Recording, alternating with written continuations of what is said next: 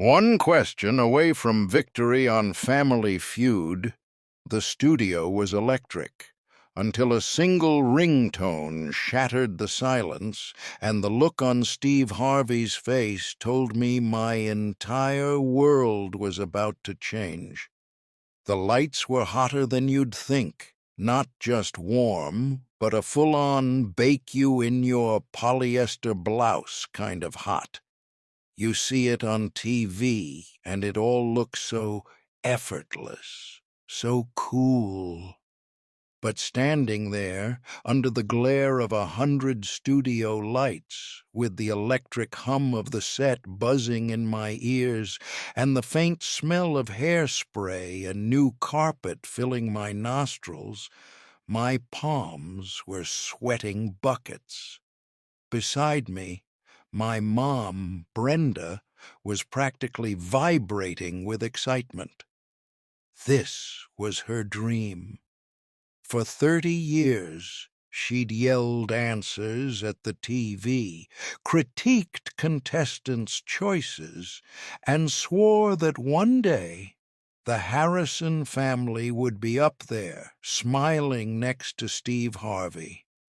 And here we were, Mom, Dad, my sister Chloe, my brother Liam, and me, the Harrison Five. Well, almost.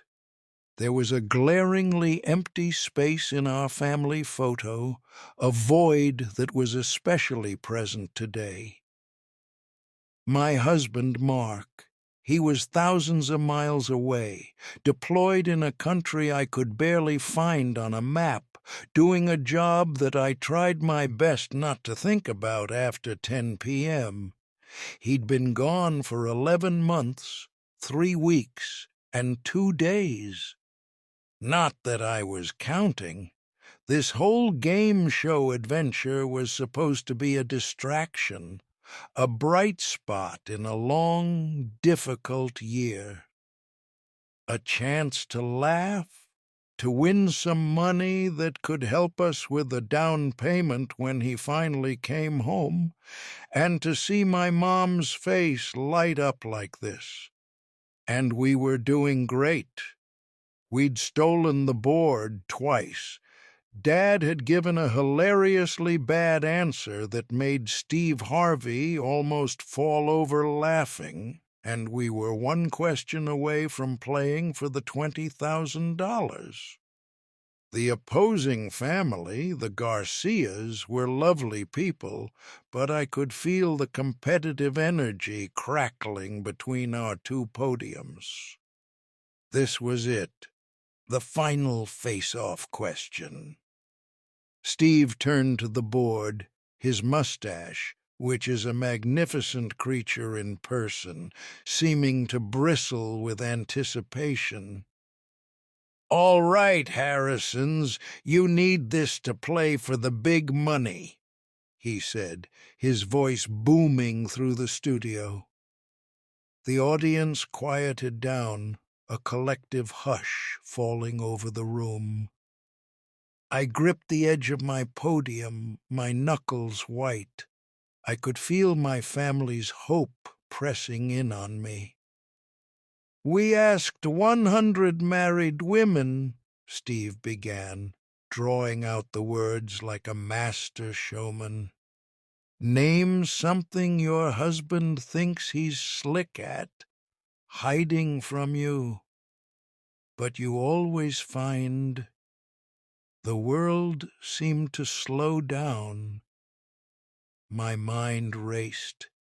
The remote? The secret stash of cookies? His browsing history?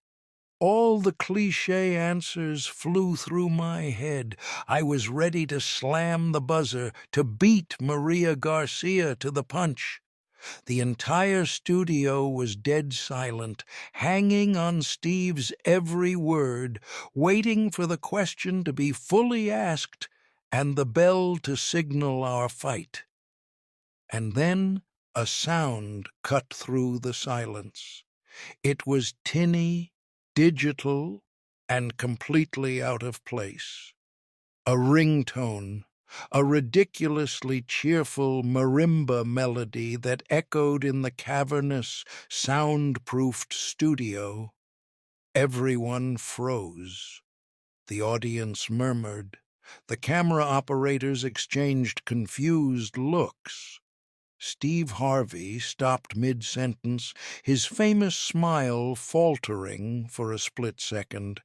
He scanned the audience, then our family, then the Garcias. The ringing continued, insistent and loud. My face burned with second-hand embarrassment. Someone forgot to turn their phone off. A rookie mistake. My mom's eyes went wide with horror. She slowly looked down at the purse she'd placed by her feet. It was hers. The marimba of shame was coming from her bag. "Oh, my goodness, Steve, I am so sorry," she stammered, her face turning a shade of red I'd never seen before. She started fumbling with the zipper, trying to silence the offending device. Steve, ever the professional, broke into a wide grin, playing it up for the crowd. Hold on now," he boomed, walking over from his podium towards my mother. "Who is it? Who's so important they gotta interrupt family feud? Is it the president? Is Beyoncé calling to get some fashion tips from Brenda?" The audience roared with laughter, and even I managed a weak smile. Mom finally wrestled the phone from her purse, her hands trembling as she tried to decline the call. But Steve, with a mischievous glint in his eye, gently took the phone from her before she could. "Let's see who we got here," he said, holding the phone up. "Probably one of your little friends, Brenda, wanting to know if you won the money yet." He squinted at the screen, and the playful, jokey expression on his face just vanished. It was like a mask fell off. The smile evaporated, his eyes widened slightly, and the boisterous energy that filled the room just a second ago was sucked into a black hole. The laughter in the studio died down, replaced by a confused silence. He looked at the phone's screen, then he slowly lifted his head.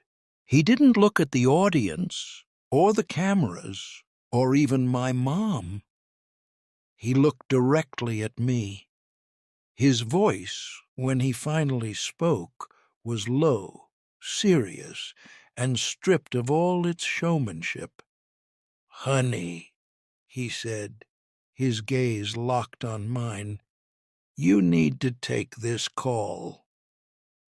A strange cold feeling washed over me, prickling my skin despite the heat of the lights.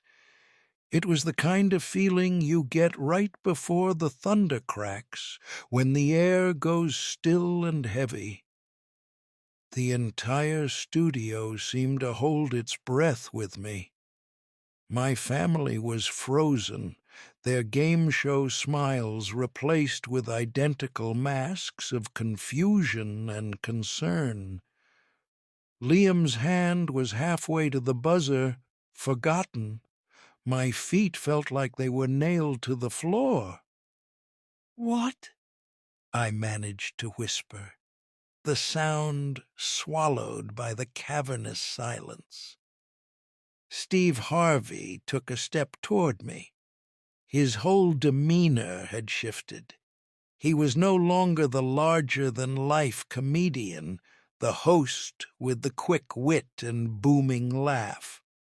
He was just a man, his eyes full of a kindness and gravity that scared me more than anything else. "Just come here, sweetheart," he said, his voice gentle. As if in a dream, I walked. I left the podium, my family, the game, and crossed the space to center stage. Every eye in the building felt like a physical weight on my back. Steve held out my mom's phone. On the screen, I saw the caller ID that made my heart stop beating for a full second. It was a picture of Mark, grinning in his fatigues, the one I'd set as the contact photo on my mom's phone myself. The name displayed above it was my hero. My hands were shaking so badly I could barely take the phone. Was he hurt? Was this the call? The one every military spouse has nightmares about? The one that starts with a calm voice you don't recognize, telling you to sit down. My mind was screaming, a high-pitched siren of pure panic. "Take it," Steve urged softly. "It's okay." I pressed the phone to my ear, my thumb fumbling to accept the call. "Hello?" I breathed out, my voice barely audible.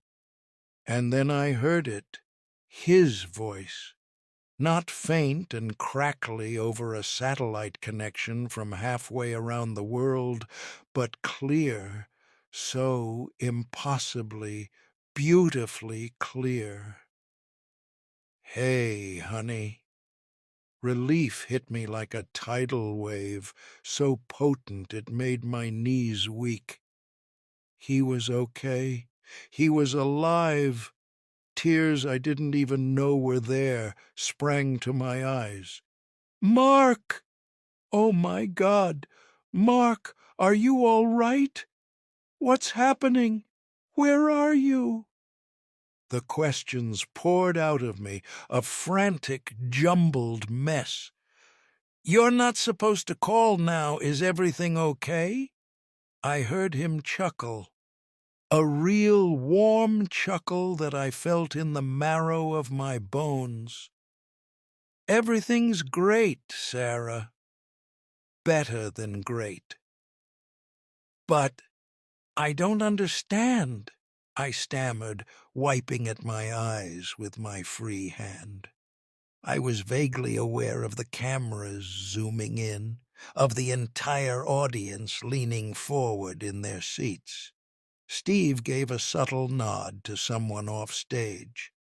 "I tried calling your phone first," Mark explained, his voice still laced with that happy secret-keeping tone.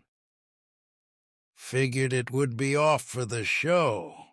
I knew your mom wouldn't be able to resist keeping hers on, just in case." I laughed through the tears. He knew my mom so well. "But why are you calling?" "What's so important it couldn't wait?"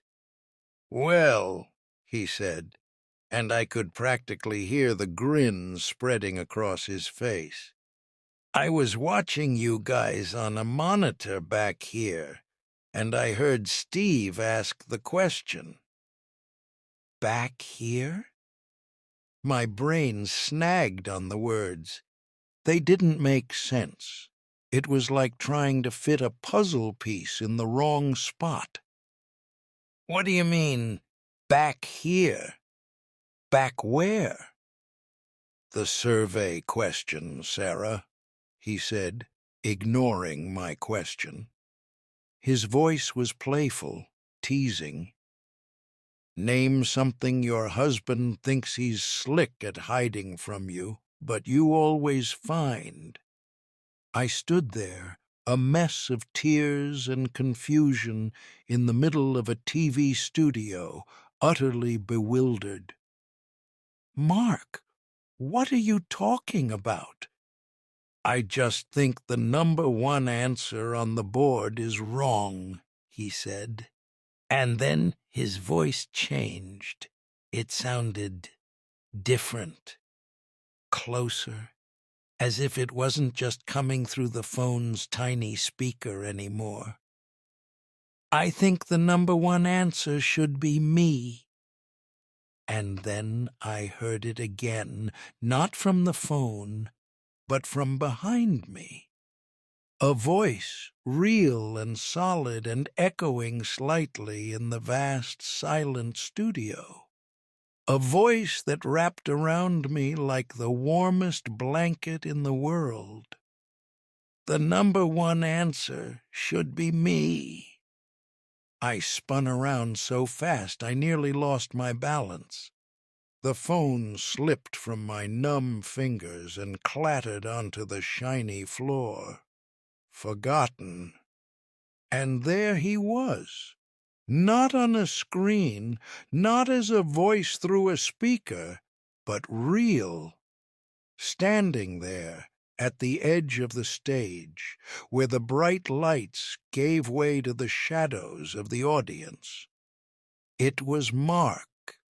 He was wearing his desert camouflage uniform, his boots dusty, his face a little thinner than I remembered. But it was him. His smile was the sun rising after a year-long night.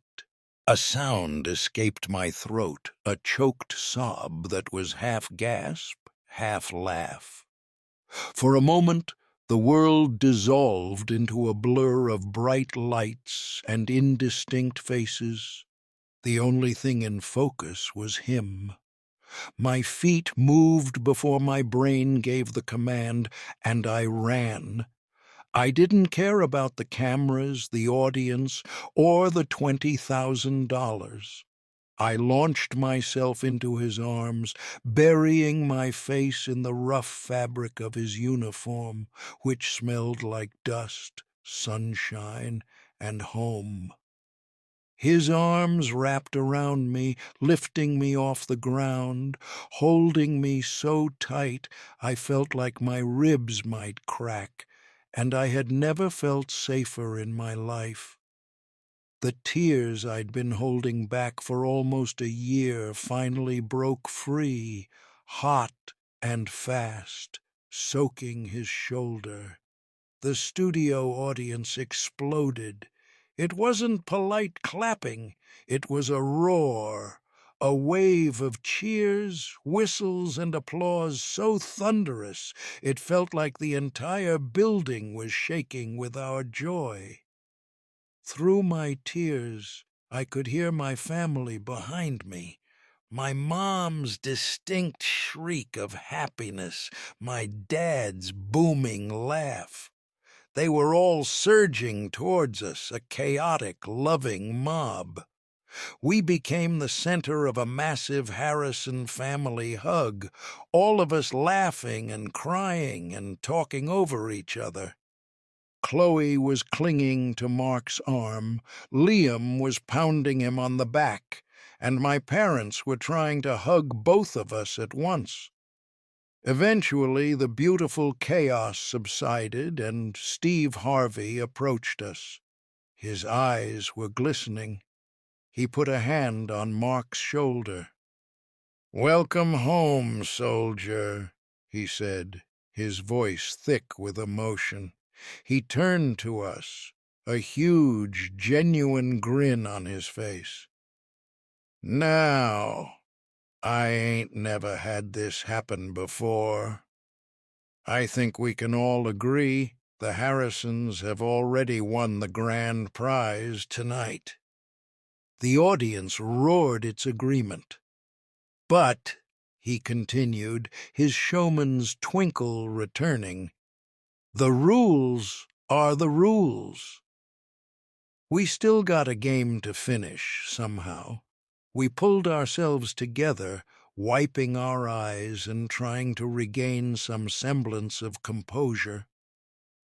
Mark stood with us behind our podium, his arm securely around my waist, his presence a warm, solid anchor. I couldn't stop looking at him, touching his arm just to make sure he was real. The Garcias, our opponents, were all on their feet, clapping and wiping away tears of their own. They looked just as happy as we were. Steve returned to his spot. "All right, people, let's play the feud." We asked 100 married women, "Name something your husband thinks he's slick at hiding from you, but you always find." He pointed a dramatic finger at me. "Sarah, you got control of the board. What's your answer?" I looked at Mark, at the love of my life, who had secretly flown halfway around the world to surprise me. I looked at my family, my incredible, loud, loving family, all together for the first time in a year. I looked at Steve Harvey, whose kindness had turned a game show into the most unforgettable moment of my life. I grinned, tears still shining on my cheeks. "Steve," I said, my voice clear and strong, "the number one answer is himself." The iconic ding echoed through the studio as the top answer was revealed on the board. Himself surprises. The crowd went wild one more time. We didn't end up winning the $20,000 in the fast money round. My dad, flustered and overjoyed, gave a ham sandwich as an answer to 3 different questions. But it didn't matter. As we all stood on that stage, showered in confetti, my hand in Mark's, I knew Steve was right. We had already won. I had my family. I had my husband home. And I had a story that was better than any game show prize I could ever imagine.